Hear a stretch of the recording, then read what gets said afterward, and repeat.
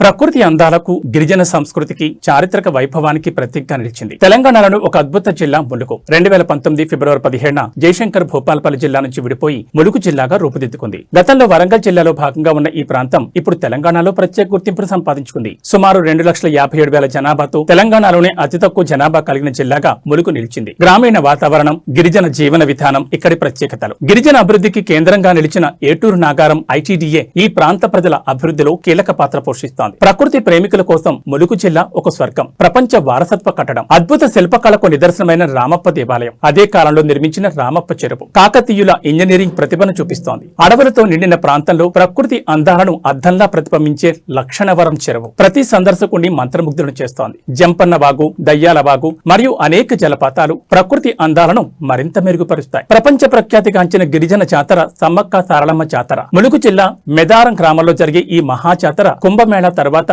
దేశంలోని అత్యధిక భక్తులను ఆకర్షిస్తోంది. అడవుల మధ్యలో దాగి ఉన్న అందమైన జలపాతం బొగత జలపాతం. తెలంగాణ నయాగారాగా ప్రసిద్ధి చెందిన ఈ ప్రదేశం ట్రెక్కింగ్ ప్రియులకు మరపురాని అనుభూతిని అందిస్తుంది. ప్రకృతి మధ్యలో విశ్రాంతి కోసం తాడ్వాయ్ ఫారెస్ట్ హాట్, పక్షుల కిలకిల రావాలతో ఉదయం మేల్కొనే అనుభవం ప్రతి ఒక్కరికి కొత్త ఉత్సాహాన్నిస్తోంది. ప్రకృతి, సంస్కృతి, చరిత్ర అన్ని కలిసిన అందమైన ప్రదేశం అదే ములుగు జిల్లా.